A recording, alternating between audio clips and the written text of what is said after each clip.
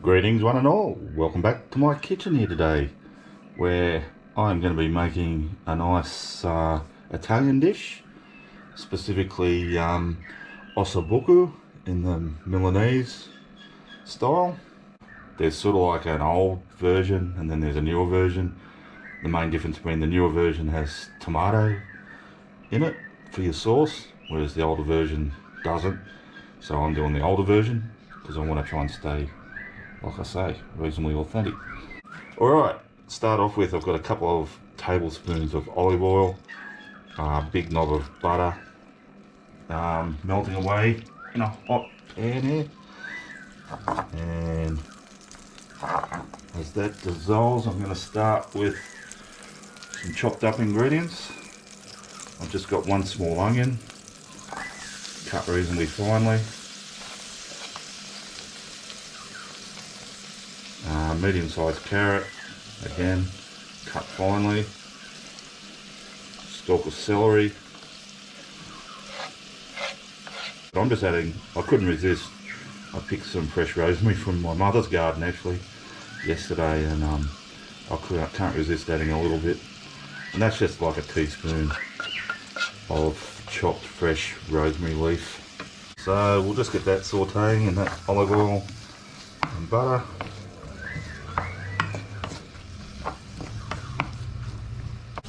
Alrighty, now once that's been sauteing away for a little while, I'm going to get my Ossobuco out, which, as you know, is veal shanks, and they're sliced, leaving the bone with the marrow in it, in rounds like this. Now, again, in Italy, they would probably use thicker slices than this.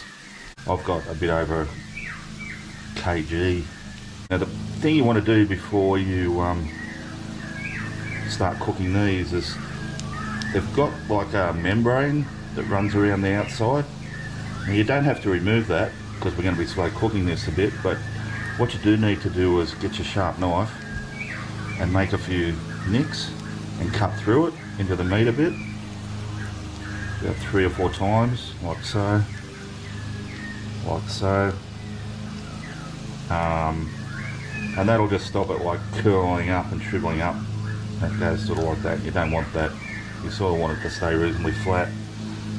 Now here, I've just got a bowl of plain flour, and I'm going to be dredging my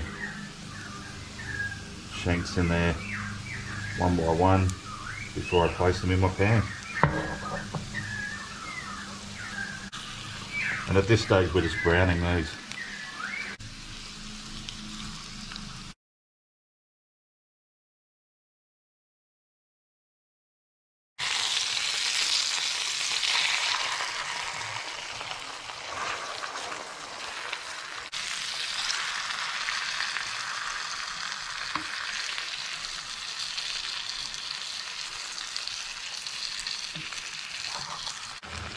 Alrighty, now that my Ossobuco has been browning away on both sides there for a while, I'm now going to add some dry white wine, and if you're not a wine connoisseur, you can be like me, just go buy one that says dry white wine. So I'm going to add about 3/4 of a cup of that white wine.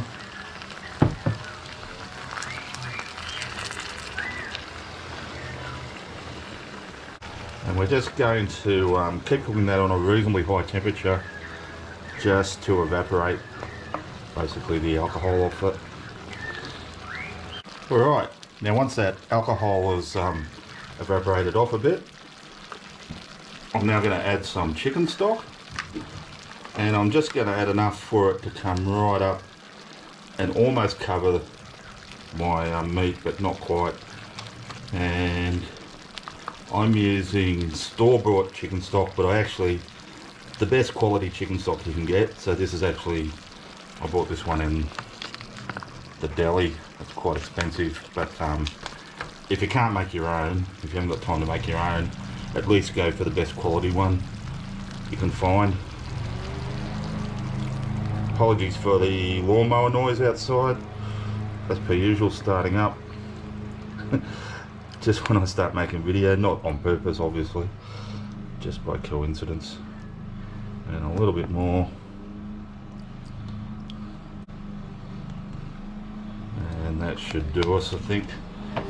Now once this starts boiling, I'm just going to get it down to a low simmer. I'm going to generously season this. Some salt.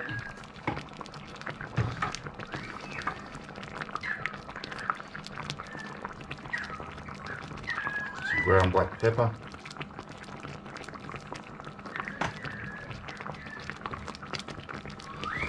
I'm going to get a bit of a lid on it. Lid doesn't quite fit properly, but that's alright. We are going rustic here. And I'm just going to let that go for a good 30 or 40 minutes.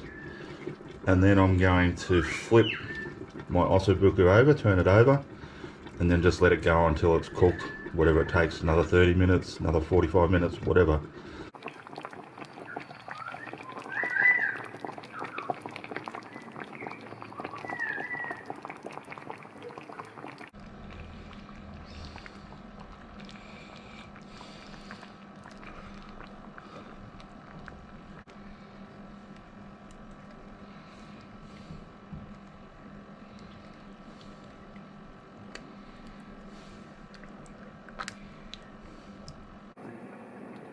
Alrighty guys, now just while my ossobuco there is slow cooking away, I am going to make a quick, what they call a gremolata.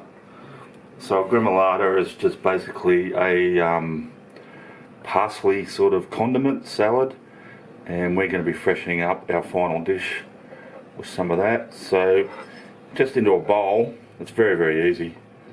I've just got some reasonably finely chopped parsley, and that was quite a good bunch when I started. It's cut up pretty small, but it was a really good big handful. I've got 2 cloves of garlic, which I've chopped up as well. You can grate it, but I don't mind a few little lumpy bits. And same with my I've got the zest of 1 sort of small size lemon. Again, you can grate that if you want to, but I don't mind, as I say. A bit more tactile like that, and all we do is mix that up. And that's our simple gremolata. And I'm going to put that aside. Like I say, we won't be adding this to our dish until right at the end.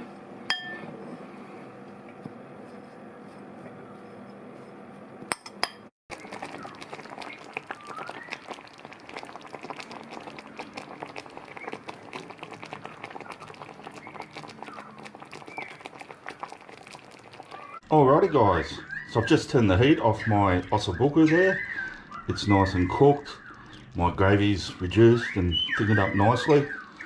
I've just got my gremolata there that you saw me make earlier.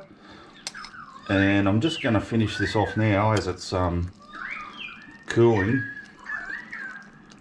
with a good generous sprinkle all over of that. Get it all over. It really is a match made in heaven, the gremolata and ossobuco.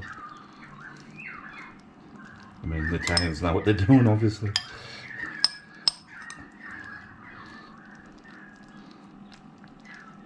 And I'm just going to save a little bit for garnishing when I serve, but there's most of it there. And that is my dish done.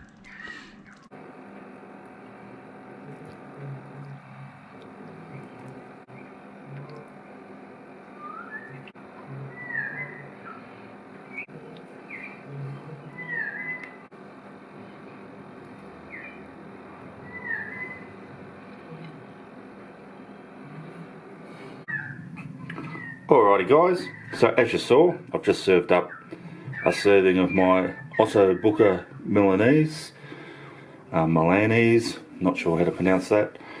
Yeah, it's looking really good, smelling really good. As you can see, I've just served it on some polenta here, just to soak up that nice, beautiful, rich gravy. And I'm really looking forward to trying this. So I'm just going to cut a bit of the meat.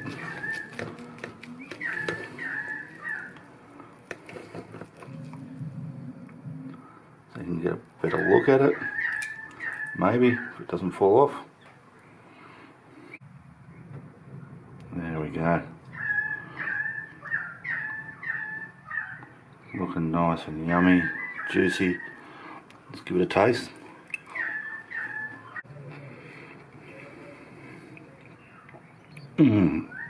Oh my goodness. That is just so delicious. It's almost indescribably good. It's just yummy. Wow.